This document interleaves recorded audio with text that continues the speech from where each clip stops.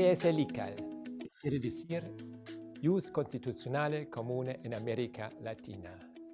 El ICAL para mí son tres cosas importantes. La primera cosa es que el ICAL es un conjunto de normas, de ordenamientos normativos. Es un conjunto compuesto, por una parte, por las constituciones nacionales de la región latinoamericanas y, por otro lado, por el Sistema Interamericano de Derechos Humanos. Segundo, el ICAL es un concepto normativo, es decir, este conjunto de normas tiene una vocación específica, que es la vocación de un constitucionalismo transformador. ¿Qué es un constitucionalismo transformador? Es un constitucionalismo que quiere realizar en la región las grandes promesas de las constituciones de derechos humanos, de democracia y de Estado de Derecho. Tercer elemento de ICAL es que es un grupo de investigadores de muchos países de América Latina, pero también de Europa, que desde ya más de 14 años están colaborando para estudiar estos fenómenos que son muy interesantes. El concepto de Ius Constitucional Común en América Latina dice que los países no están por sí solos en estos procesos, sino que trabajan en una comunidad que también tiene un nivel internacional que los ayuda, que los respalda, y por eso también es muy importante en el nivel concreto que no solamente se pueden usar argumentos del ordenamiento nacional, sino también de los otros ordenamientos en América Latina y la jurisprudencia de la Comisión y de la Corte Interamericana.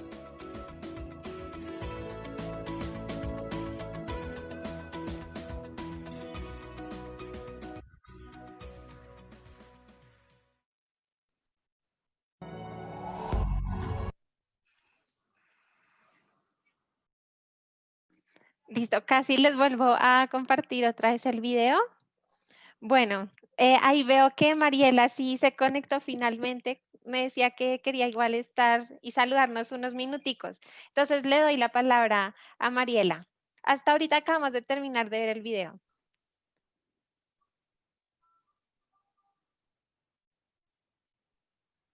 Mariela, ¿nos escuchas? Sí, los Ah, escucho ya.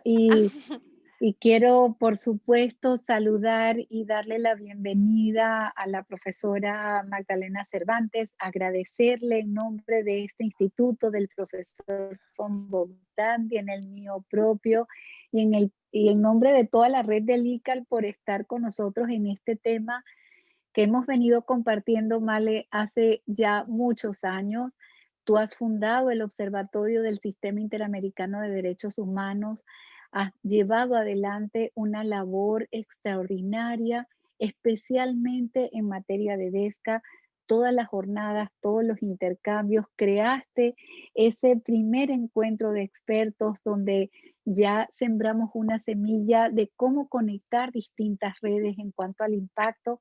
Así que para nosotros y para nosotras es muy importante que tú hoy puedas compartir con este grupo que se está formando. Es la primera escuela virtual que estamos desarrollando con el ICAL. No podías faltar, así que bueno, después de toda tu experiencia con el diplomado Fixamudio y sé lo complicada que estás con el tiempo, que hayas abierto este espacio en tu agenda para nosotros es muy especial.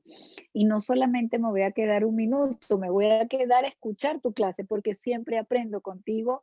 Así que a todas y todos ustedes que estamos una vez más reunidos en esta sesión que ya sigue avanzando, la escuela, que hemos ido conversando, como siempre dice René, hemos ido aproximándonos a distintas perspectivas. Definitivamente es una oportunidad tener otras aproximaciones, comprender también otros lenguajes. La experiencia de la profesora Magdalena Cervantes es extraordinaria, ha estado en la Corte mexicana, tiene una formación en sociología, nos va a brindar toda su experiencia y todo su análisis, su enfoque que para los juristas no nos resulta fácil. Así que vamos a aprovechar tu clase, Male, con todo el cariño desde Heidelberg y desde Colombia, de todos los países que tenemos a nuestras alumnas y alumnos. Muchísimas gracias y la clase es tuya. Muchas gracias, Mariela.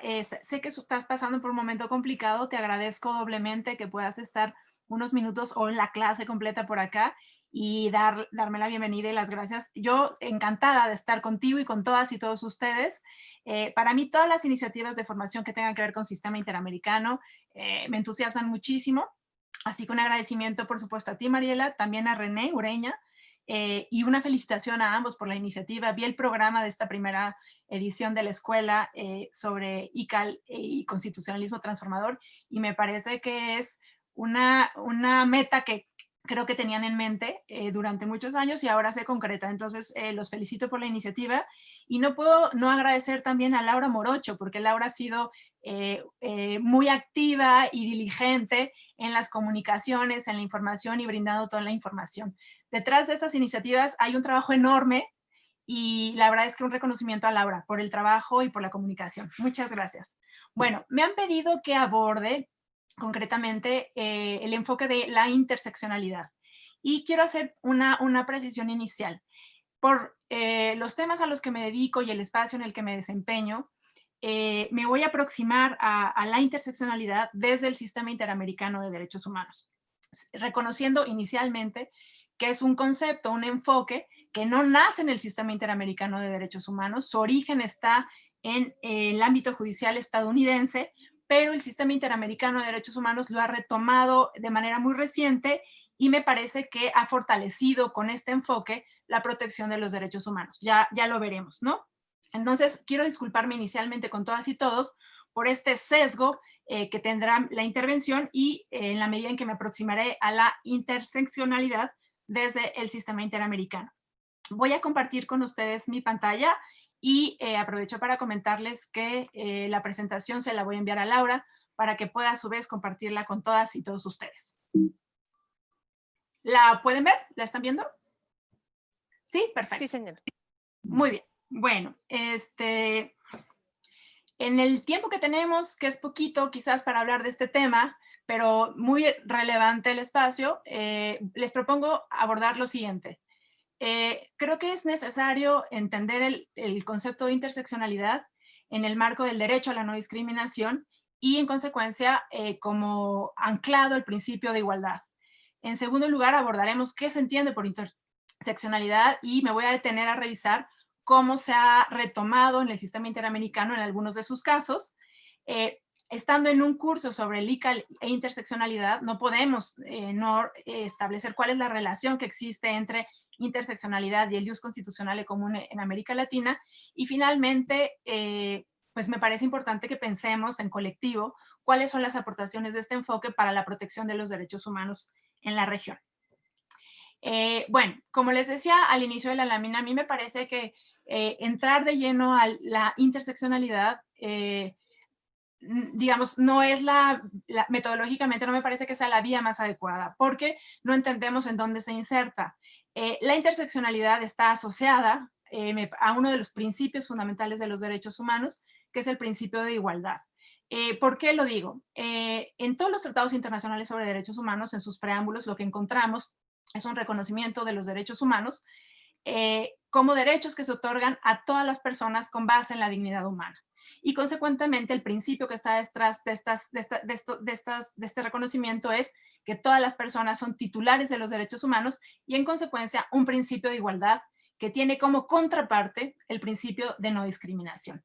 ¿Por qué digo como contraparte? Porque si estamos entendiendo que los derechos humanos están anclados a un principio de igualdad y de universalidad en su titularidad, no podemos entender, por ejemplo, que haya situaciones en las que algunos derechos no se reconozcan a algunas personas en función de ciertos motivos. Entonces, el enfoque de interseccionalidad es, digamos que, un aterrizaje específico del principio de no discriminación que tiene como sustento el principio de igualdad. Creo que es importante para que todos partamos del mismo entendido que arranquemos con una distinción sobre qué entendemos por discriminación. De acuerdo con la Convención Interamericana contra toda forma de discriminación e intolerancia, ahora que y debo decir que apenas este año entró en vigor es curioso, es increíble que la discriminación, que es un principio transversal de los derechos humanos, tenga una convención específica en el sistema interamericano, que es esta, y que apenas este año, después de una segunda adopción, que casualmente es la de México, es una sorpresa incluso para mí, que soy mexicana, porque México de pronto es reacio a firmar tratados, o se tarda bastante en la firma de tratados, pero que apenas tengamos este instrumento en vigor, ¿no? Pero bueno, en esta convención encontramos una definición de discriminación que me parece que es un buen punto de inicio. Cuando hablamos de discriminación, estamos hablando de cualquier distinción, exclusión, restricción o preferencia que tenga como objeto o como efecto anular o limitar el reconocimiento, goce o ejercicio de uno o más derechos humanos consagrados en los instrumentos internacionales. En suma, cuando hablamos de discriminación, estamos hablando de diferencias que llevan a limitar o restringir el goce o ejercicio de los derechos humanos, ¿no? Bueno, el derecho a la no discriminación es un derecho ampliamente reconocido, tanto como derecho autónomo. En el Pacto Internacional de Derechos Civiles y Políticos lo encontramos como un derecho en sí mismo, pero también en todos los instrumentos de derechos humanos, tanto los generales como los específicos, lo encontramos como principio para la garantía de los derechos, en el entendido de que todos los derechos humanos deben garantizarse sin discriminación alguna con base en ciertas categorías. ¿Cuáles son las fuentes normativas del derecho a la no discriminación? En los tratados generales está establecido, ahí están, digamos, hay una referencia al principio, al derecho en la Convención Americana, en el Pacto Internacional de Derechos Civiles y Políticos y también en el Pacto Internacional de Derechos Económicos, Sociales y Culturales. La referencia que está en la lámina que ustedes están viendo es de la Convención Americana y, como pueden ver de esta referencia, en la Convención se establece que los estados están obligados a respetar los derechos y libertades que están reconocidas en la Convención sin discriminación alguna, señalando motivos por los cuales está impedido el que no sean reconocidos, ¿no? Ojo, la Convención Americana, como saben, es un tratado de 1969 y los motivos que están referidos, como veremos ahora, son los motivos iniciales que fueron plasmados en los tratados internacionales. Pero conforme han pasado los tiempos y ha evolucionado el derecho internacional, vamos a encontrar un desarrollo más específico y más acorde a la realidad respecto a estas categorías prohibidas, ¿no? En los tratados específicos también encontramos una referencia al derecho a la no discriminación. Está ahí referido el protocolo adicional a la Convención Americana en materia de derechos económicos, sociales, culturales, ambientales, el protocolo de San Salvador, en donde de nueva cuenta se refiere que los estados están obligados a garantizar los derechos que están reconocidos en el protocolo, retomando exactamente las mismas categorías que están señaladas en la Convención Americana. Y retomo finalmente la Convención Interamericana contra toda forma de discriminación en la idea de que es un tratado muy reciente, como les decía, de 2013, y que amplía los motivos o categorías prohibidas para no discriminar, ¿no? Si ustedes contrastan la referencia, por ejemplo, que está en la Convención Americana con la de la Convención Interamericana contra toda forma de discriminación, verán que encontramos motivos o categorías prohibidas adicionales, como por ejemplo la condición migratoria, las características genéticas. Este es muy importante, la condición de salud de las personas, entre otras, ¿no? Bueno, lo que quiero señalar acá, o lo que me interesa como dejar claro, es que el derecho a la no discriminación es un derecho ampliamente reconocido y que lo vamos a encontrar como de manera transversal en todos los tratados internacionales en la materia en derechos humanos, ¿no? Ahora bien, el derecho a la no discriminación ha sido entendido desde dos nociones. La primera, que se conoce como la noción formal, o que supone obligaciones negativas por parte del Estado, se refiere a que el Estado se abstenga de manera absoluta a hacer diferencias de trato, ¿no? ¿Cuál es el fundamento de esta noción formal del derecho a la no discriminación? Justo la idea de igualdad, es decir, todas las personas son titulares de los derechos y en consecuencia el Estado no tendría que limitar en general la garantía de los derechos por ninguna de las condiciones prohibidas, ¿no? o categorías prohibidas. En consecuencia, con base en esta noción formal de la no discriminación, existiría una prohibición de un trato diferenciado, injustificado, y se han establecido, como lo vimos en la Convención Americana y en los tratados de la lámina previa, categorías que se les denominan categorías o motivos prohibidos, frente a los cuales no cabe la discriminación. Creo que es importante para que se tenga como presente que hay diferencias de trato legítimas, ¿no?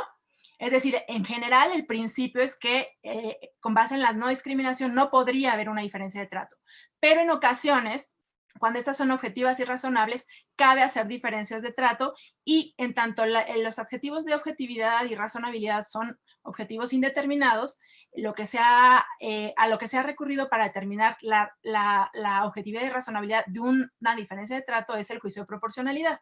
Pero bueno, lo que me interesa que quede claro acá es que la principal noción de discriminación está asociada a igualdad de derechos e igualdad de trato, y que no cabría, con base en esta concepción formal del derecho a la no discriminación, hacer distinciones en el ejercicio de los derechos. Adicionalmente, hay una concepción del principio o del derecho a la no discriminación que se conoce como la dimensión sustantiva o afirmativa, y que se refiere a diferencia de la noción formal, a un accionar por parte del Estado, es decir, a que el Estado debe tomar medidas cuando se encuentra situaciones de desigualdad real que impiden que el ejercicio de los derechos pueda llevarse a cabo en condiciones de igualdad. Es decir, de acuerdo a esta noción de la no discriminación, cabría impulsar medidas especiales o acciones afirmativas cuando la situación de ciertos grupos no es igualitaria a la del resto, y esa situación impide el ejercicio de algunos derechos. Pero digamos que la que es muy relevante respecto al principio de interseccionalidad, o a la que está asociada al principio de interseccionalidad, es la concepción formal o clásica del derecho a la no discriminación como una prohibición de tratos diferentes, ¿no? Bueno, la igualdad de trato, que está asociada a esta concepción formal de la no discriminación, puede violentarse con base en las distinciones que están basadas en categorías prohibidas. ¿Qué es esto de las categorías prohibidas o categorías sospechosas?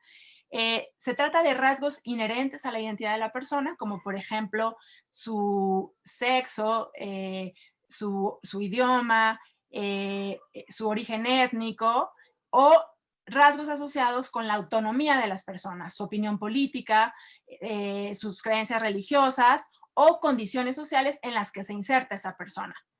El listado de categorías es el que encontramos normalmente en las definiciones cuando se reconoce el derecho a la no discriminación. Se establecen una serie de categorías o motivos. Me voy a regresar para que lo vean en la lámina, en estas láminas. Es decir, por motivos de raza, color, sexo, idioma, religión, orientación, opiniones políticas o de cualquier otra índole, origen nacional o social, posición económica, nacimiento o cualquier otra condición social. Estas son las categorías o motivos prohibidos que el derecho internacional de los derechos humanos establece como limitantes para discriminar en el ejercicio de los derechos, ¿no? Es importante destacar que estas categorías prohibidas, como lo vimos ahora en la Convención Americana y aquí está retomado, no son exhaustivas. Son listados que enuncian algunas categorías, pero que dejan abierta la puerta para la inclusión de otras categorías.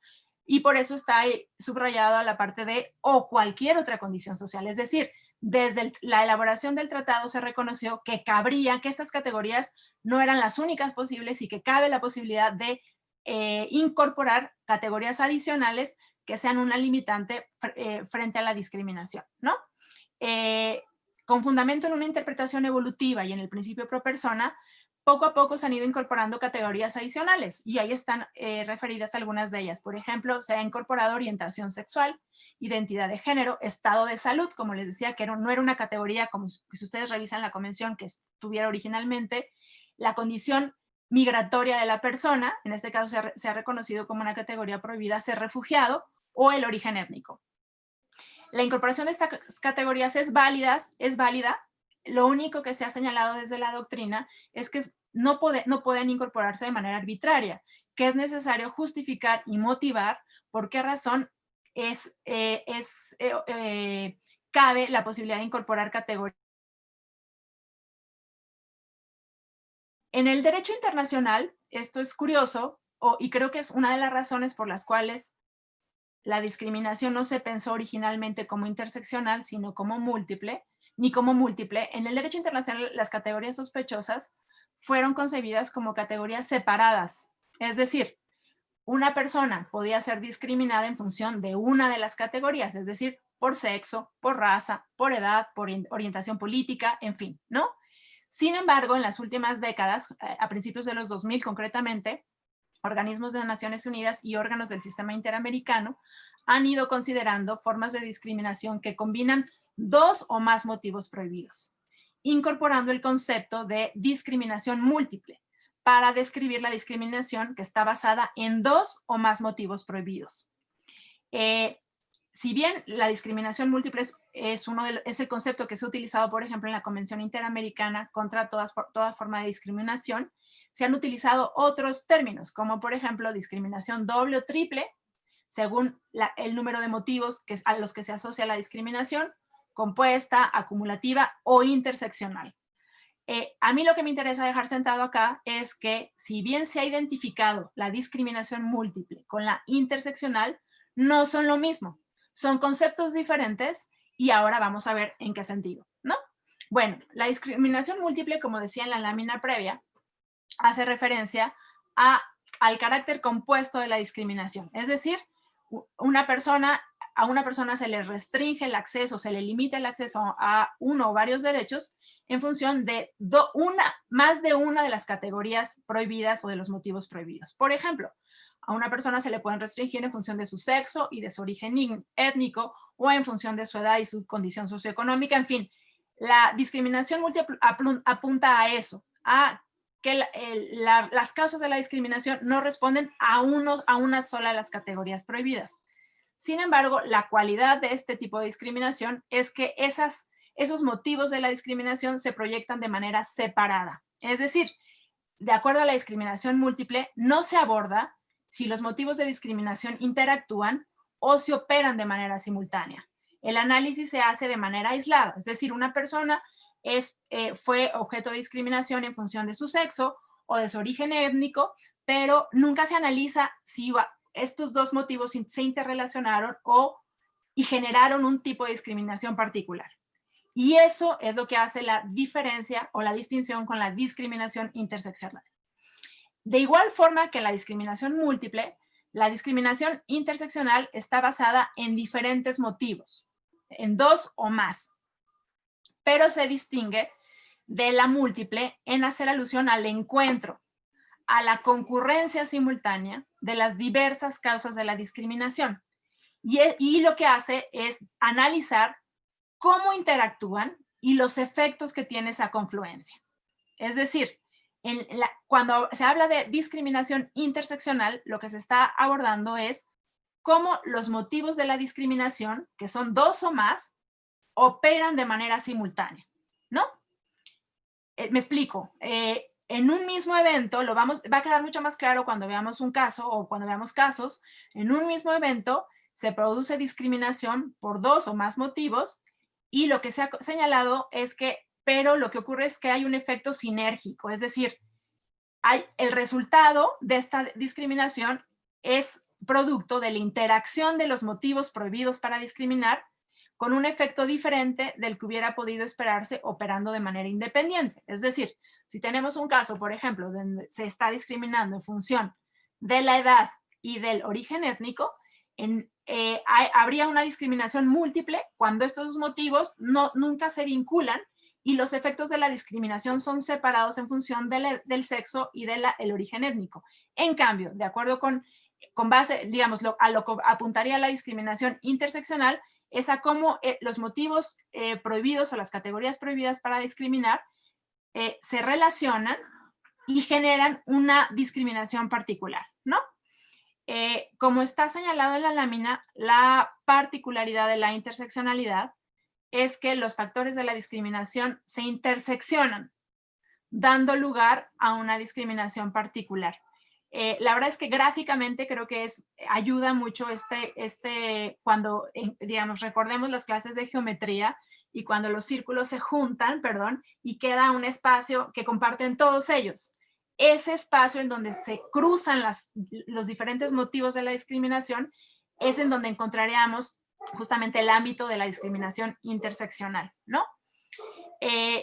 Digamos, un elemento importante de este tipo de discriminación es que la discriminación que se genera se vuelve específica o particular, es decir, en tanto confluyen, en función del caso, diferentes categorías que interactúan dando lugar a una discriminación muy particular, ¿no?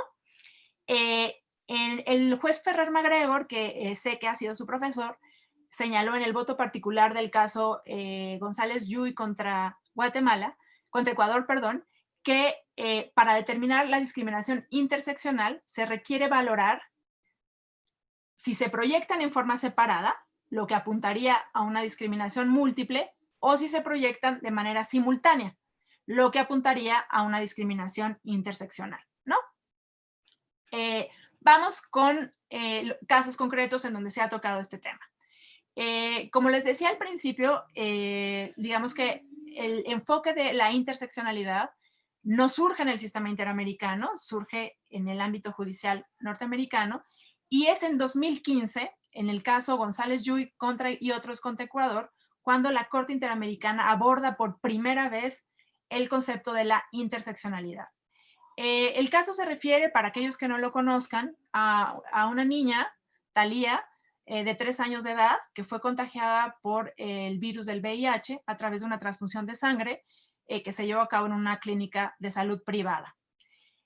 Ya ese es un tema que genera responsabilidad internacional por la falta de supervisión de parte del Estado, ¿no? Aun cuando se trate de un espacio privado, ¿no? Pero lo que es bien relevante del caso es los efectos que tuvo la condición de salud de Thalía. Cuando ella estaba en el jardín de niños y las autoridades escolares se enteraron de que Thalía era una persona con VIH, la expulsaron de la escuela alegando el riesgo de contagio que tenía su situación de salud respecto del resto de sus compañeros en la escuela. Y también se argumentó que el derecho a la salud, el derecho a la educación de Thalía podía garantizarse mediante una instrucción particular y a distancia. En el caso, un elemento adicional es que la condición de pobreza en la que vivía Thalía y su familia impactó en el acceso inicial a la salud, y eso generó que la situación de pobreza impactara también en la atención inicial que tuvo Thalía respecto a su condición de salud, ¿no? Y además de que impactó en las dificultades para encontrar acceso a otras escuelas y a tener una vivienda digna. En la declaración de la madre de Thalía ante la Corte Interamericana, eso está recogido obviamente en la sentencia, la madre alegó que ella, el hermano de Thalía y Thalía debieron mudarse en múltiples ocasiones y vivir en lugares desfavorables y apartados, debido a que en el momento en que se sabía que Thalía tenía VIH, con todos los estereotipos detrás de esta condición de salud, no fundados, obviamente, no les rentaban el alquiler de las viviendas, ¿no? O de la vivienda. Entonces, siendo una niña con VIH, Thalía sufrió una serie de obstáculos en el acceso a la educación que tuvieron un impacto negativo en su desarrollo integral. También en el acceso, por ejemplo, a una vivienda digna, por esto que la mamá transmitía a través de su declaración ante la Corte. Y Thalía obviamente dio testimonio ante la Corte Interamericana y en su testimonio también comentaba los efectos que tuvo para ella como niña tener VIH y el rechazo social que eso supuso, ¿no? Además de que no deja de pensar en los efectos que tendrá en su maternidad y en su interacción con relaciones de pareja futuro, ¿no? El caso de Thalía es un caso muy claro de discriminación en el acceso a varios derechos: salud, vivienda, educación. De hecho, el derecho a la educación es el derecho que se declara violado a partir del Protocolo de San Salvador por varias categorías prohibidas. Digamos, la condición de salud de Thalía, el sexo, que fuera una mujer, su edad, una niña, y su situación socioeconómica. En la lámina que sigue intenté mostrar más gráficamente cómo se expresa la interseccionalidad en este caso. Digamos, encontramos 4 motivos prohibidos de discriminación: sexo, situación socioeconómica que se interrelacionaron, interactuaron de manera conjunta y generaron una discriminación en el acceso a al menos 3 derechos: educación, salud, en su dimensión de atención médica y medicamentos, y el derecho a la vivienda. Voy a retomar una parte del párrafo 290 de la sentencia que explica muy bien por qué se determinó que en este caso lo que había existido era una discriminación interseccional. En el caso de Thalía confluyeron en forma interseccional múltiples factores de vulnerabilidad y riesgo de discriminación asociados a su condición de niña, de mujer, de persona en situación de pobreza y de persona con VIH. La discriminación que vivió Thalía no solo fue ocasionada por múltiples factores, sino que derivó en una forma específica de discriminación que resultó de la intersección de dichos factores, de tal forma que si alguno de esos factores no hubiese existido, la discriminación hubiera tenido una naturaleza diferente. Esto es lo que dice la Corte en la sentencia, y en función de esto determina pues, que hubo una discriminación interseccional. La verdad es que cuando uno revisa casos de la Corte Interamericana, se encuentra con que en otros casos en donde no se aplicó, no hubo un análisis de discriminación por interseccional, había los elementos para declarar una discriminación por múltiples motivos y faltó el análisis de si esos motivos de discriminación se presentaron de manera aislada o, por el contrario, se relacionaron e interactuaron, ¿no? Aquí hay algunos casos en donde es muy evidente lo que es que faltó este análisis por parte de la Corte. Este es un caso, el primer caso que está referido en la lámina es un caso de 2006, el caso Jiménez Flores contra Brasil. Si alguno de ustedes, no sé, bueno, veo que algunas caras asienten, pero es un caso de una persona con discapacidad mental que es, digamos que se encontraba privado de su libertad para fines terapéuticos o médicos, y básicamente lo que el caso aborda es la falta de una atención de calidad dentro de este centro y además de los tratos crueles, inhumanos y degradantes que sufre el señor Jiménez, que lo llevan a la muerte, ¿no? Este es un caso bien claro donde se pudo haber abordado la discriminación en el acceso a la salud, en el que confluyeron varias categorías prohibidas, como ser una persona con discapacidad, además de, por ejemplo, la edad, el color de la piel o el estatus social, ¿no? En este caso no encontramos todavía en la jurisprudencia de la Corte un abordaje de la interseccionalidad, pero me parece que había elementos para eso, ¿no? Hay dos casos que son casos de México, el caso Fernández Ortega y el caso Rosendo Cantú. Son dos casos del 2010 y se refieren a dos mujeres indígenas en el estado de Guerrero que fueron abusadas sexualmente por militares. Y, digamos, en el caso lo que se aborda es la discriminación. Bueno, en el caso lo que ocurre es la falta de una atención diligente en materia de salud y de un acceso a la justicia adecuado, ¿no? Hubo dilación en la atención médica, en la prestación de los servicios médicos, sin una perspectiva cultural y de género. No hubo una atención diligente de los funcionarios de salud, hubo negligencia de los funcionarios de los funcionarios médicos y del Ministerio Público, que, sobre todo en el caso de Valentina Rosendo, que cuando supieron que la violación había sido producida por militares, decidieron inicialmente no recibir la demanda, no contaron con intérprete, a pesar de que las dos son mujeres indígenas que en ese momento no hablaban español, sino MEPA. Y son dos casos en los que confluyen ser mujer, ser una mujer indígena y encontrarse en situación de pobreza. A mí me parece que en ambos casos cabría haber analizado o haber hecho este análisis de si la discriminación respecto al acceso a la salud y al acceso a la justicia que vivieron Inés y Valentina operó o no una discriminación interseccional o simplemente múltiple, pero no se dio, ¿no? Hay otro caso, es un caso de 2016, que es el caso Chinchilla. Es un caso muy fuerte porque coloca la situación de las mujeres privadas de la libertad y en donde confluyen otras categorías, como ser una mujer con discapacidad, en situación de pobreza y privada de la libertad. En este caso tampoco hubo un abordaje desde el estándar o desde el enfoque de la interseccionalidad. Hay dos casos mucho más recientes, el caso Poblete, Es el caso de una persona adulta mayor que tuvo una deficiencia en el acceso a la salud, a los servicios de salud, pero en este caso, de nueva cuenta, se cruzan varios motivos prohibidos de discriminación. La edad del señor Poblete, su situación de salud y su situación socioeconómica y su situación económica. Hay otro caso también del año pasado, que es el caso Cusculpiraval, que se refiere a la discriminación en el acceso a la salud de personas enfermas de VIH, en el que se interseccionan, desde mi punto de vista, varios motivos como mujeres. Buena parte de las víctimas del caso Cuscul eran mujeres que tenían enfermas de VIH y además en situación de pobreza. ¿Qué quiero decir con esta lámina? Que los casos que están llegando, varios de los casos que están llegando a la Corte Interamericana, tienen o expresan la violación, la falta de acceso a varios derechos humanos, y en donde podría llevarse a cabo el análisis de si cabe una discriminación múltiple o interseccional, haciendo este análisis de si los motivos generan una discriminación específica una vez que se interrelacionan, o los motivos por los que se discrimina permanecen como de manera independiente y nada más podría apuntarse a una discriminación múltiple, ¿no?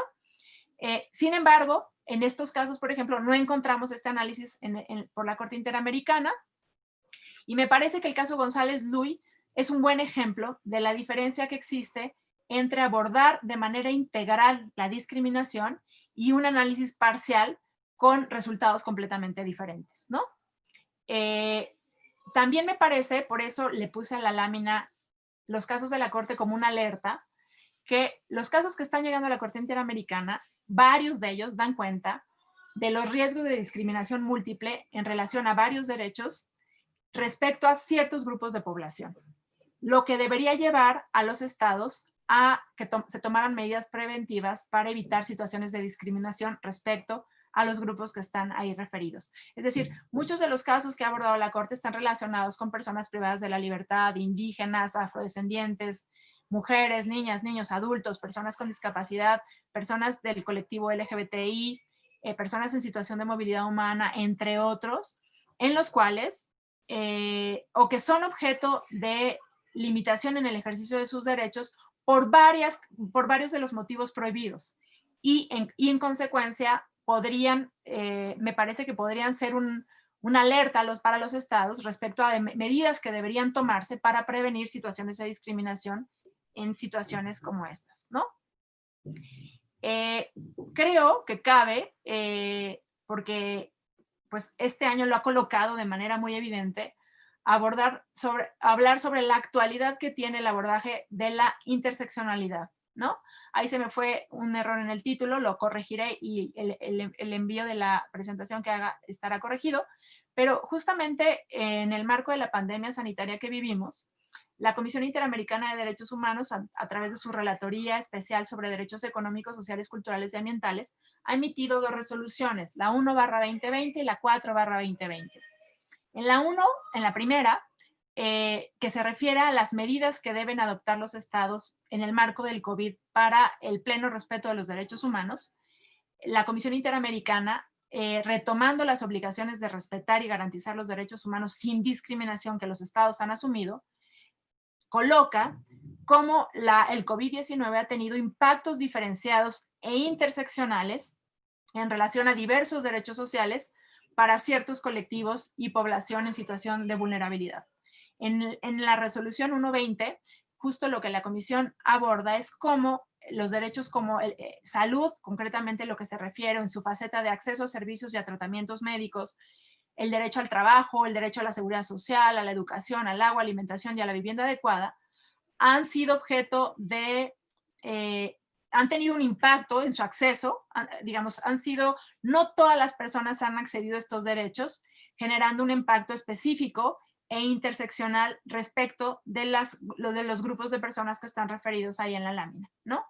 Y lo que la Comisión ha colocado es que en ese marco, y con base en la obligación de garantía que tienen los estados deberían, en las estrategias, políticas o medidas que adopten, deberían formularse desde un enfoque de derechos humanos y de interseccionalidad. Es decir, los estados que está teniendo el acceso a los derechos sociales en este caso, pero no solo, también por ejemplo el derecho de acceso a la justicia, respecto a estos grupos, y esto ha generado, como dice la resolución, un impacto diferenciado. Es interesante porque el desarrollo primero que hice sobre el principio o sobre el enfoque de interseccionalidad se refiere a un enfoque útil para la interpretación judicial.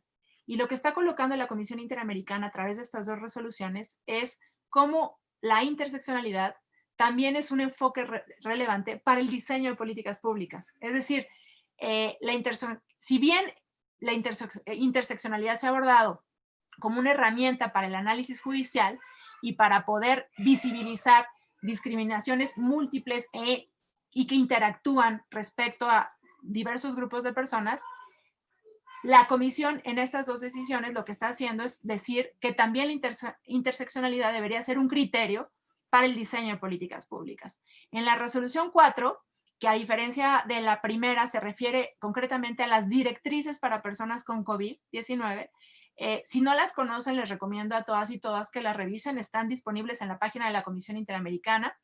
La Comisión Interamericana creó una sala especializada sobre COVID, se llama SACROI COVID-19, y ahí en una pestaña de documentos se encuentran ambas resoluciones, pero en la resolución 4, de nueva cuenta, igual que en la resolución 1, establece el deber de los estados en el marco de las obligaciones de respeto y garantía de integrar un enfoque interseccional y eliminar en el diseño de políticas públicas y la eliminación de todas las formas de discriminación en el acceso a los derechos, ¿no? De nueva cuenta, en la resolución se está poniendo énfasis en cómo la interseccionalidad debe ser un enfoque que permee el diseño de políticas públicas, ¿no? Lo que coloca, me parece, otro uso, digamos, al enfoque de la interseccionalidad. Me comentaron que la dinámica o la metodología de este espacio es también abrir un espacio para el debate. Así que me permito colocar dos preguntas para que puedan debatirse entre ustedes. La primera sería, ¿qué aporta el enfoque de la interseccionalidad para la garantía de los derechos humanos? Y la segunda es, ¿cómo incide la interseccionalidad en los objetivos del ICAL? Me gustaría que, con base en lo que he apuntado, pudieran ustedes reflexionar cuál es la relevancia de este enfoque y su utilidad y cómo se inserta la interseccionalidad dentro de la propuesta conceptual del Ius Constitucionale Comune para América Latina.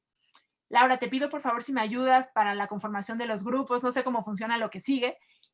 Me dijeron que se daría espacio 5 minutos y regresamos al debate, ¿cierto?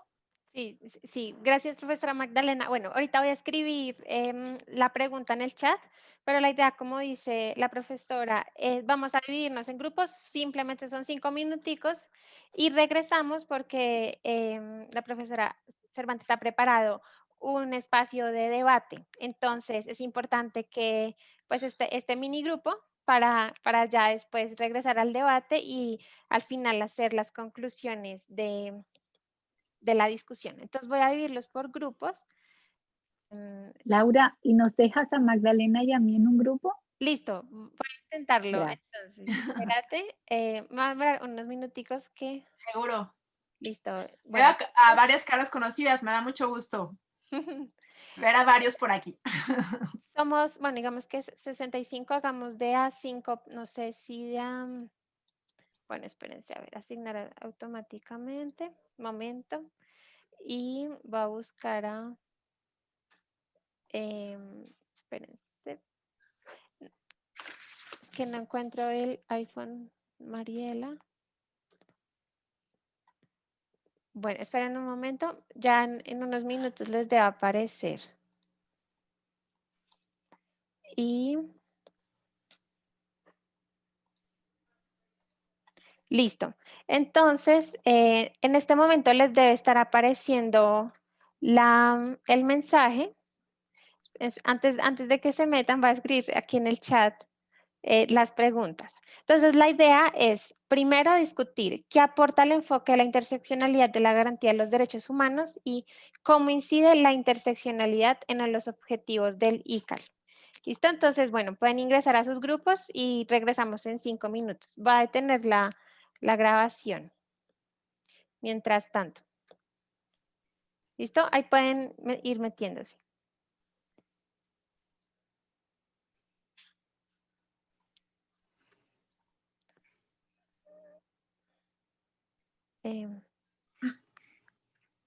Bueno, veo que aún falta algunos. María Paz, Santiago, Sonia, todos métanse unos 5 minuticos y regresamos.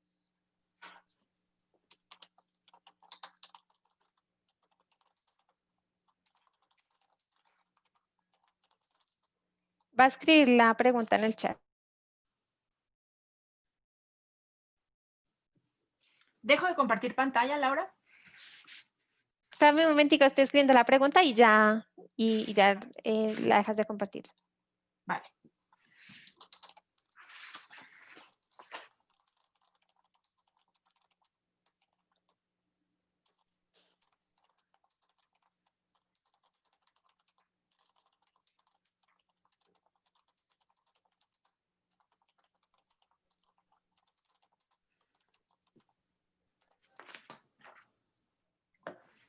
Listo, ahora sí. Si quieres, puedes también volver a grabar.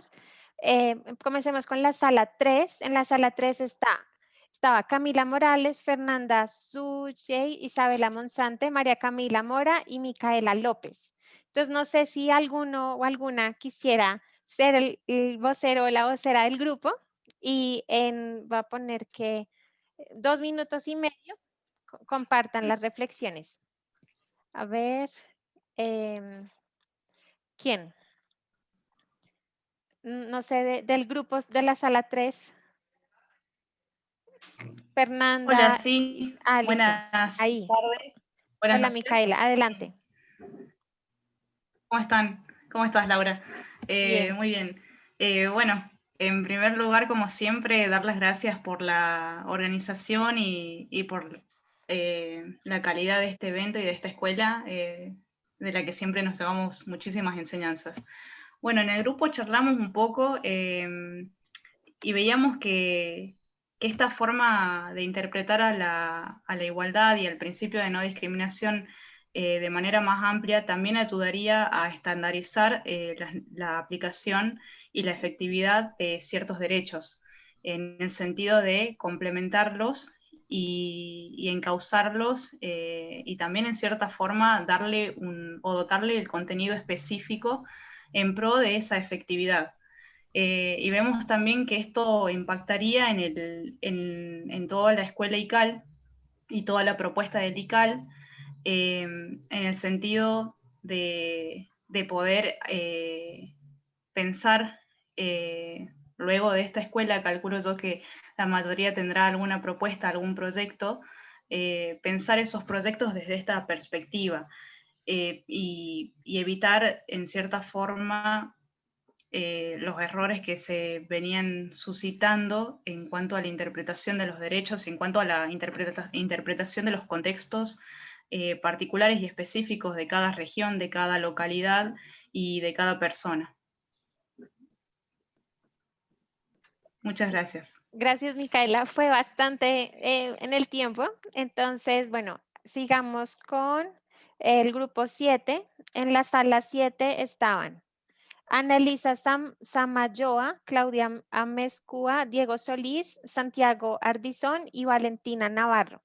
No sé quién de los que acabo de mencionar, ahí veo que Santiago Ardizón tiene la cámara encendida. No sé si quieras compartir en unos 2 minutos las reflexiones del grupo.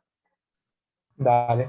Sí, lo que comentábamos justamente en el grupo, que el aporte que puede hacer esta idea de interseccionalidad es abarcar los diferentes aspectos de la vida de una persona y que a su vez, al hacer políticas públicas, cuando el Estado plantea una perspectiva nueva, lo haga abarcando los diferentes derechos que se pueden ser vulnerados.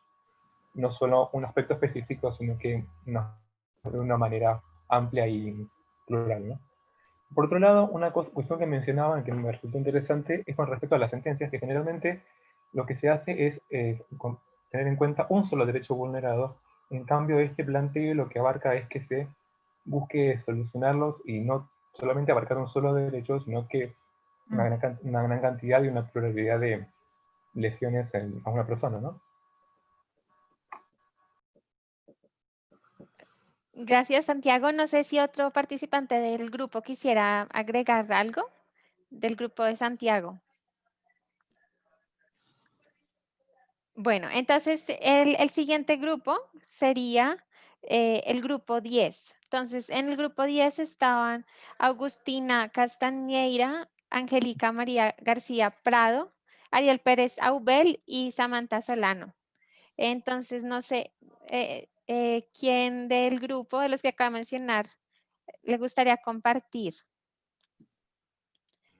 Y yo te escribí, Laura, recién de que mi grupo nadie se conectó, lamentablemente. Ah, no, dale, entonces, dale. Ah, ok, entonces, bueno, compártenos con todos y todas, ¿qué opinas de volver a repetir las preguntas? La primera era, dice, ¿qué aporta el enfoque de interseccionalidad a garantía de los derechos humanos y cómo incide la interseccionalidad en los objetivos del ICAL? Entonces, en tu opinión, ¿cómo responderías estas preguntas?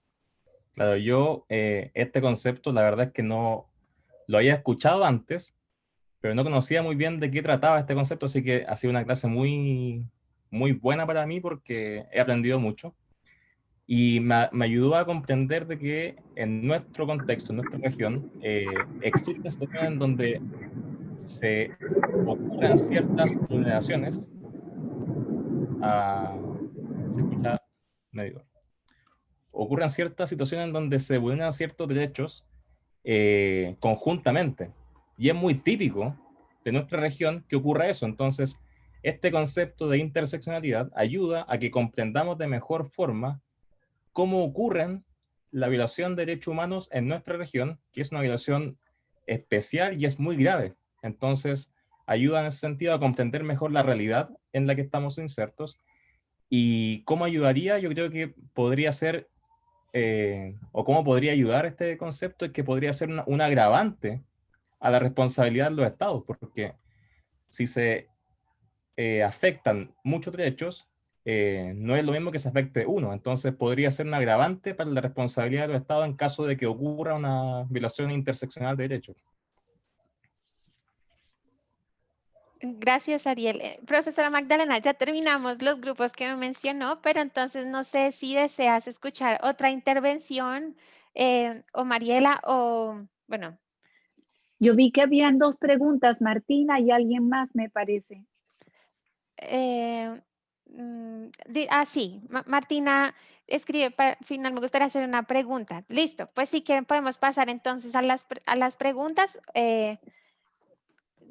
No sé si, ¿qué opina la ¿Puedo? profesora Magdalena? ¿Dónde está Martina? Sí, claro, adelante. Gracias, Laura. Hola, Magdalena, un gusto. Muchas gracias por la presentación. Escuchándote me surgieron dos dudas con relación a la aplicación práctica de la discriminación interseccional, porque la Corte Interamericana en su jurisprudencia con relación a las reparaciones ha dicho en la discriminación estructural que hay reparaciones diferenciadas, ¿no? Que no es lo mismo una discriminación normal contra una persona con relación a las reparaciones que una discriminación que se realiza de manera estructural, por ejemplo, trabajadoras de la Hacienda Brasil Verde contra Brasil, en la cual las reparaciones tienen una incidencia en las políticas públicas justamente por esta discriminación histórica y constante que sufren en ese caso trabajadores. Entonces, mi pregunta es, ¿hay alguna consecuencia a nivel reparaciones que hayas podido detectar en la Corte Interamericana cuando se decreta, bueno, hay un solo caso, ¿no? González Yui, pero cuando se decreta una discriminación interseccional, y en el caso que no exista, quizás cuál sería como tu idea, ¿no? Si crees que podría ser como una buena oportunidad de la Corte esta discriminación interseccional cuando la decreta para decretar medidas de reparación específicas. Y la otra, y es una pregunta extremadamente personal y entiendo si no la podés contestar, pero lo que me interesa saber es ¿por qué crees que la Corte Interamericana tuvo esa oportunidad perdida en todos los casos que nombraste? Si fueron cuestiones políticas internas, y sobre todo lo que me interesa es, digo, si la conformación de la Corte en González Llull cambia, que va a cambiar eventualmente, ¿crees que la interseccionalidad se va a perder en ese caso y se va a ir con Ferrer MacGregor, o hay esperanzas de que siga? Yo creo que sí, porque soy muy positiva, pero bueno, me gustaría saber qué te parece a vos. Gracias. Bueno, profesora Magdalena, entonces sí, gracias Martina y a todos y todas los que participaron. Entonces, si quieres, pues te cedo la palabra para que respondas todas estas intervenciones y la pregunta de Martina para después ya hacer las conclusiones. Perfecto, muchas gracias a todas y todos.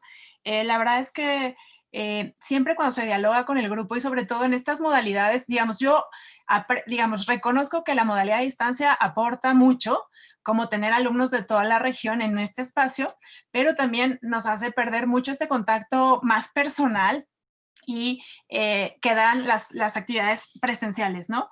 Pero los comentarios que han colocado Micaela, Santiago, Ariel y por supuesto Martina me parece que apuntan varias cosas que hay que señalar. Sobre las aportaciones que coloca Micaela respecto al enfoque de interseccionalidad, de estandarizar el contenido de ciertos derechos, ciertamente en el caso González Llull hubo un desarrollo más a profundidad respecto, por ejemplo, al derecho a la salud y el alcance del derecho a la salud, por ejemplo, no limitado al acceso a unidades médicas, sino, por ejemplo, el acceso a medicamentos, concretamente antirretrovirales, ¿no? Entonces, sí ha sido, creo que este enfoque, un enfoque que le ha permitido a la Corte Interamericana abordar o adentrarse al desarrollo del alcance y al contenido de los derechos humanos. Quiero hacer un comentario que me deja el comentario de Santiago y de Ariel, porque en realidad ellos cuando tomaron la palabra hicieron referencia a que el principio de interseccionalidad permite reconocer la violación de varios derechos. En realidad el principio de interseccionalidad lo que permite es señalar cuando la falta de garantía de los derechos obedece a más de un motivo o categoría prohibida de discriminación y a cómo esas categorías de discriminación se interrelacionan o interactúan generando una discriminación particular. Entonces, la interseccionalidad está asociada no tanto al reconocimiento de violación de diversos derechos, creo que eso lo ha hecho la Corte con independencia de la utilización del enfoque de interseccionalidad, sino que se refiere a cómo motivos prohibidos de discriminación pueden en ciertas situaciones interactuar, interseccionarse y generar un tipo particular de discriminación, ¿no?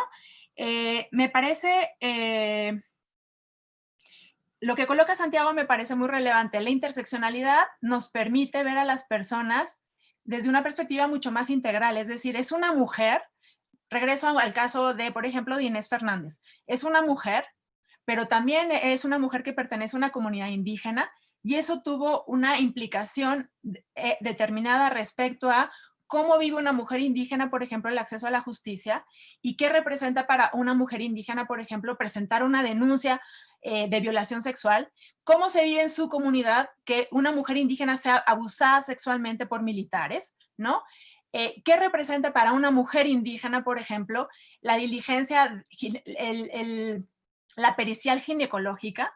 ¿Qué significa para una mujer indígena, por ejemplo, que el médico que la practica sea un varón y no un hombre y no una mujer, por ejemplo?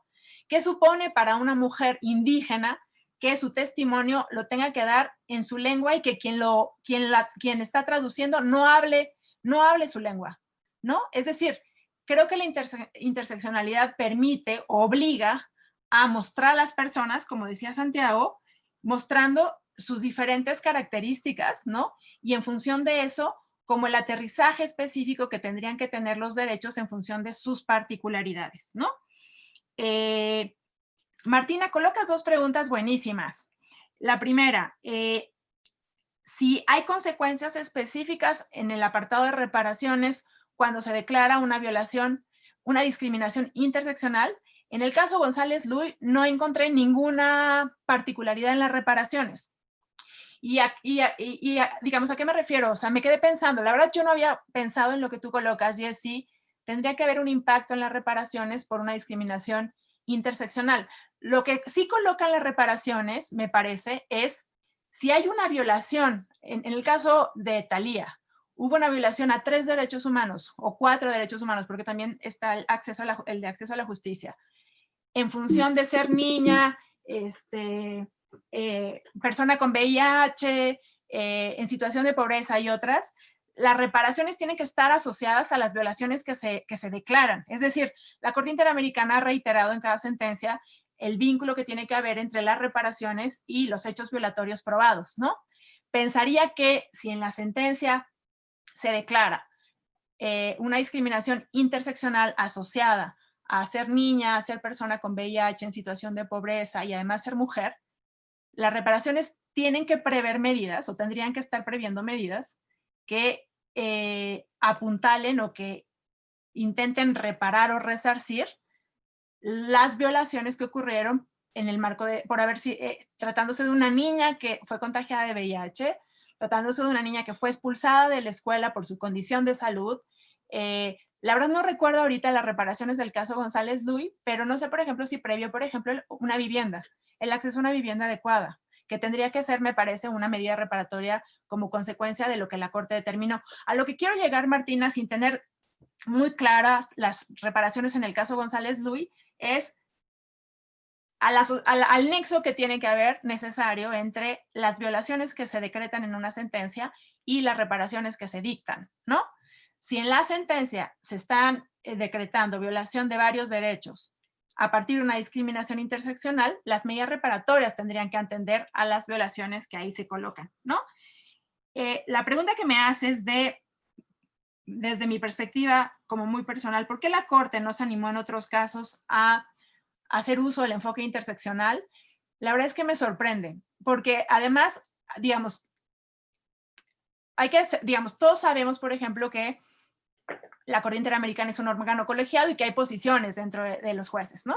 Y hay posiciones muy claras y evidentes diferentes, por ejemplo, a la protección directa o indirecta de los derechos sociales. Pero respecto a aplicar o no el enfoque de la interseccionalidad, yo no he escuchado, no he leído en los votos particulares, por ejemplo, de los jueces o de la jueza, objeciones al método o a esta.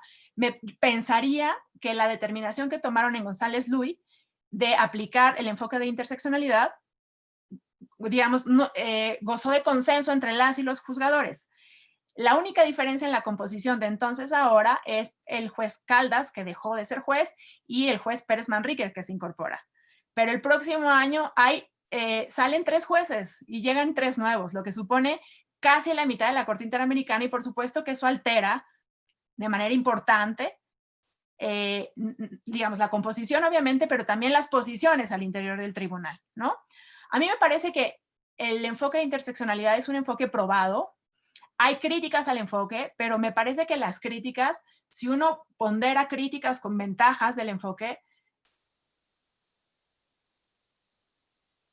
entonces yo pensaría que sí veo al juez Ferrer sin duda, pero también a la jueza Odia, por ejemplo, convenciendo a sus pares para que en casos donde sea muy evidente que hay una discriminación interseccional, puedan aplicar el enfoque, ¿no?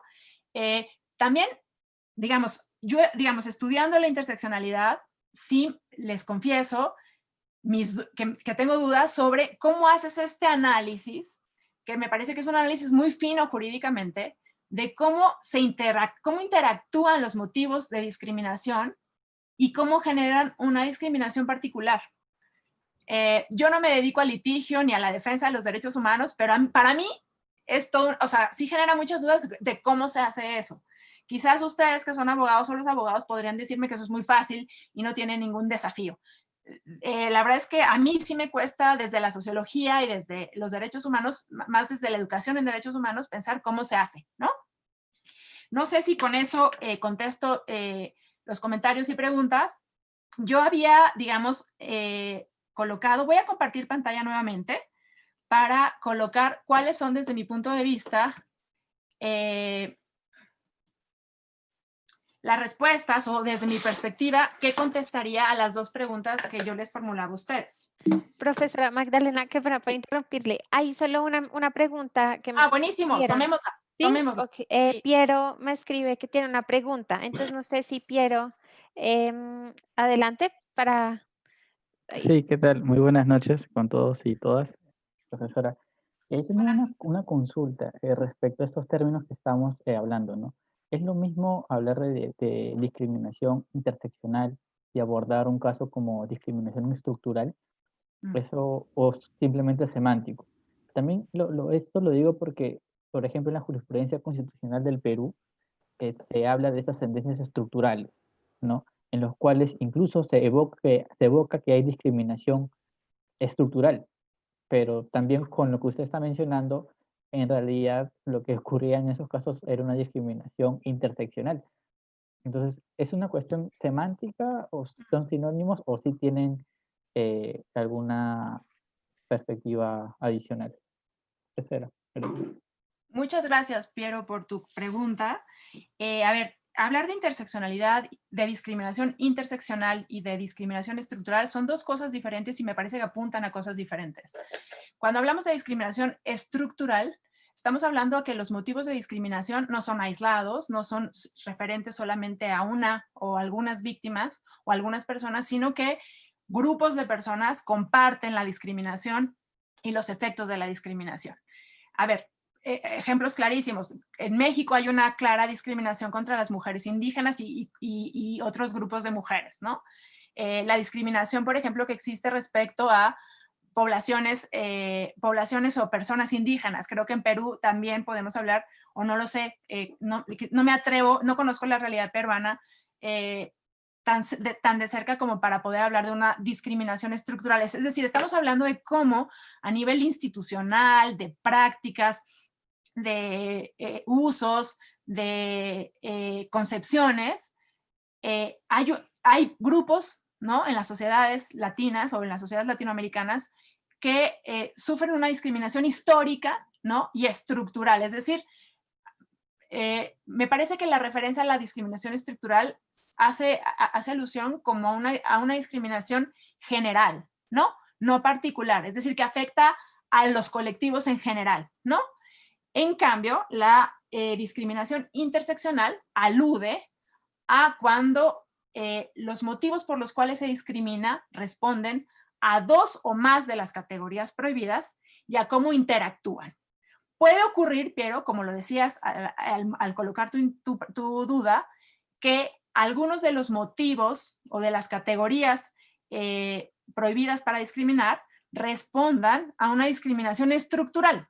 Es decir, o sea, creo que puede haber coincidencia entre la discriminación que ocurre contra las mujeres, que es una discriminación estructural, y que en el caso, por ejemplo, González Luis, en función de ser una niña y ser mujer, tuvo un efecto específico.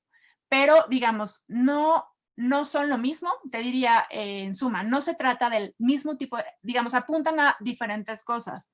La discriminación interseccional a los motivos que confluyen e interactúan para generar discriminación, y en el caso de la discriminación estructural a, digamos, si es una discriminación que permea a las sociedades o a las realidades respecto a determinados grupos. No sé si me explico, Piero. Sí, que quedó claro. Entonces, hay una pregunta adicional. ¿Puede existir una discriminación interseccional sin que sea una discriminación estructural? Sí, creo que pueden existir discriminaciones interseccionales que respondan a situaciones de discriminación estructural. Sí, sin duda. Por ejemplo, me parece que la discriminación que existe contra personas que tienen VIH es una discriminación estructural y que rebasa incluso las fronteras nacionales. O sea, podemos hablar quizás de una discriminación estructural regional, ¿no? Llena de estereotipos y de concepciones y atributos subjetivos, ¿no? Pero sí, pueden coincidir, no son lo mismo, aunque puede ocurrir, como en este caso, que haya una discriminación interseccional asociada a una discriminación estructural. ¿Alguien más? No, yo veo que ya todas las preguntas fueron respondidas, entonces ya podemos continuar. Gracias, profesora. No, al Solo un contrario, comentario sí, para que adelante. revisen las reparaciones y en efecto en la decisión van a encontrar la beca, la asistencia médica, la vivienda y dentro de nuestro proyecto de medir impacto va a ser interesante saber cómo ha cumplido Ecuador esas reparaciones ordenadas que vamos a empezar a trabajar desde el lunes. Gracias, Mali. Sí. No, al contrario, Mariela. Bueno, yo pensaba en cuáles son las aportaciones que el enfoque de la interseccionalidad da a la protección de los derechos humanos.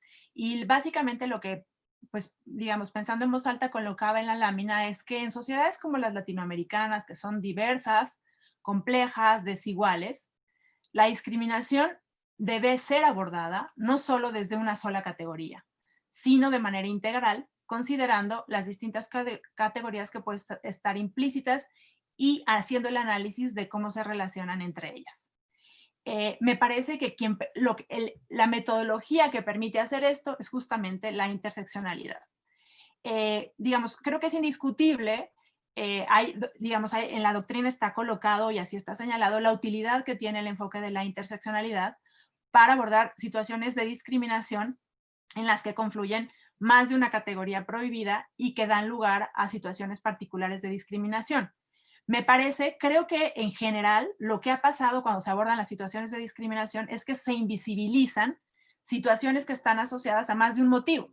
Normalmente se tiende a analizar la discriminación de una manera parcial o considerando solamente un motivo de discriminación, y lo que permite el enfoque de la interseccionalidad es hacer un análisis integral en lugar de este análisis parcializado. También en el caso González Luis, la Corte Interamericana señaló que este enfoque permitía profundizar en los alcances del principio de no discriminación, ciertamente entendiendo la discriminación como una práctica que puede estar asociada a más de una de las características con las que son inherentes a la persona. Y creo que adicionalmente, la perspectiva de la interseccionalidad puede jugar un papel relevante en el contexto actual, considerando los impactos múltiples que está habiendo en el goce de varios derechos respecto de grupos de grupos de población en situación de vulnerabilidad, y a partir de ello prever mecanismos de protección adecuados, ¿no?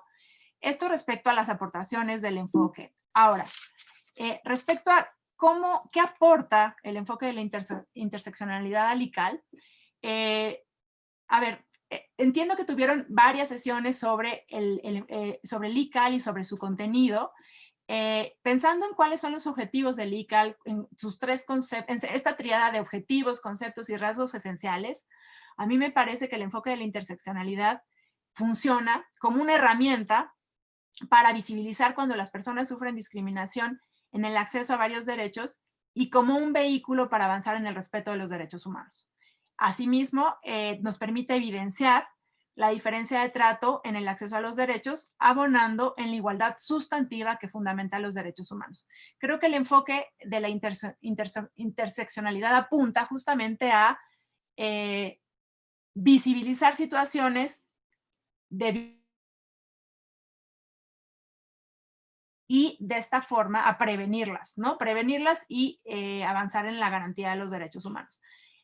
Si tuviera que decirlo en poquitas palabras, me parece que la interseccionalidad es una herramienta que coadyuva con varios de los objetivos, conceptos y rasgos esenciales del Jus Constitucional común en América Latina. No sé si Mariela, que conoce infinitamente mejor el ICAL, digamos, comparta esta apreciación o, no sé, tenga otras ideas respecto a qué aporta esta herramienta concretamente para el Jus Constitucional Comune, desde esta perspectiva de transformar la realidad y hacer una, digamos, como decía el profesor von Bogdan al inicio, buscando el respeto de los derechos humanos, del Estado de Derecho y de la democracia en la región.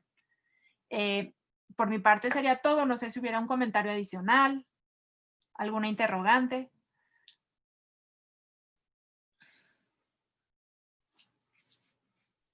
Muchas gracias, profesor. Ay, perdón, estaba sin la cámara. Momento, ya. Perdón. Muchas gracias, profesora Magdalena. Pues nos quedan 5 minutos, entonces no sé si la profesora Mariela quisiera responder esa pregunta acerca de el aporte de la visión de la herramienta de interseccionalidad en el ICAL, o alguien quisiera mencionar algo en estos últimos minutos ya para dar por terminada la clase. Sí, yo creo que es preferible que generemos el debate con todas y todos, porque así lo que ha dicho Magdalena lo comparto plenamente. Y además pienso que en los libros que les remitimos a ustedes que están online, el libro del caso Cuscul y el libro del caso Poblete Vilches, en el caso Cuscul, justamente Manuel Góngora hace un análisis de la interseccionalidad y hay un llamado ahora en la doctrina, hay como una efervescencia por precisamente después del COVID, a que los tribunales utilicen más la herramienta. Y yo comparto con Magdalena que definitivamente lo que quisiéramos es que en el análisis se tomen en cuenta esta interacción y la intersección de distintos factores de discriminación, porque justamente ahora, en este contexto post-pandemia, es fundamental para el abordaje desde la Corte Interamericana, pero también desde todos los tribunales como jueces interamericanos. Eso es lo que me parece que es un llamado y, como decía Malena, debe ser una herramienta fundamental para la aproximación desde la judicatura cuando se va a decidir los casos que definitivamente están mostrando esa interseccionalidad. Gracias, Y profesora ahora les Mariela. escuchamos a todas y todos. Y me pareció que había un comentario por allí escrito, Laura, y eso puede ser para los 2 minutos que nos quedan. Gracias Sí, a ti, Male, y gracias. No, sí, veo que Pamela, no lo había visto, Pamela escribió, comparte el siguiente comentario. La falta de definición de la interseccionalidad en casos concretos dificulta su análisis. Por ejemplo, no queda claro si es un concepto, un principio, una regla, un método de interpretación, en qué consiste este enfoque y cómo se aplica, pues de por sí analizar la discriminación tipos ya es complejo. Sí, yo comparto también ese comentario, que creo que pues o sea, en esta clase creo que todos y todas de alguna manera tuvimos como una clase teórica también y de que en realidad distinguir un poco de la herramienta de interseccionalidad siempre tiene como sus dificultades. Tenemos 2 minuticos más, no sé si alguno o alguna quisiera compartir algo en 1 minuto. Bueno, veo que están todos callados, entonces no. Eh, lo que acaba de decir la profesora Magdalena acerca de cómo es el litigio, de cómo sería llevar, que fue una pregunta, creo que fue Martina, de cómo se aplica la herramienta de interseccionalidad en términos de litigio. Creo que esa pregunta, de hecho, nos conecta un poco con la siguiente clase, que será el miércoles 2 de diciembre a la misma hora, con la profesora Juana Costa, que nos va a hablar del ICAL y el litigio ante el Sistema Interamericano de Derechos Humanos. Entonces, hoy creo que tuvimos una aproximación teórica, académica, de la herramienta, bueno, de la interseccionalidad y todas estas preguntas que han surgido un poco del impacto de las decisiones de la Corte Interamericana de Derechos Humanos, pues podemos también hacérselas el miércoles con la profesora Juana Costa. Entonces, ya quedando solo un minutico para no demorarlos. Muchísimas gracias, profesora Magdalena, por al contrario.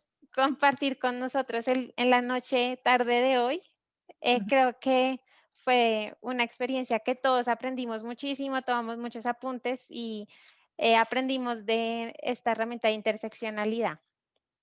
Al contrario, gracias a todos y gracias de nuevo por la invitación, Mariela. Siempre es un gusto estar y ha sido un gusto estar con ustedes. Muchos saludos a todos. Gracias, Male. Gracias a Gracias, todas y Laura. todos. Y solo en los segundos que quedan, que vamos a estar en contacto este lunes para el grupo que ya está inscrito voluntariamente para el trabajo sobre impacto. Y me emociona muchísimo y tenemos mucho que hacer. Listo, entonces ya saben, el lunes ahí les reciben el correo y bueno, nos vemos el próximo miércoles. Que tengan un buen fin de semana. Muchas gracias, profesora Magdalena. Bueno, va a cerrar entonces y nos vemos el miércoles.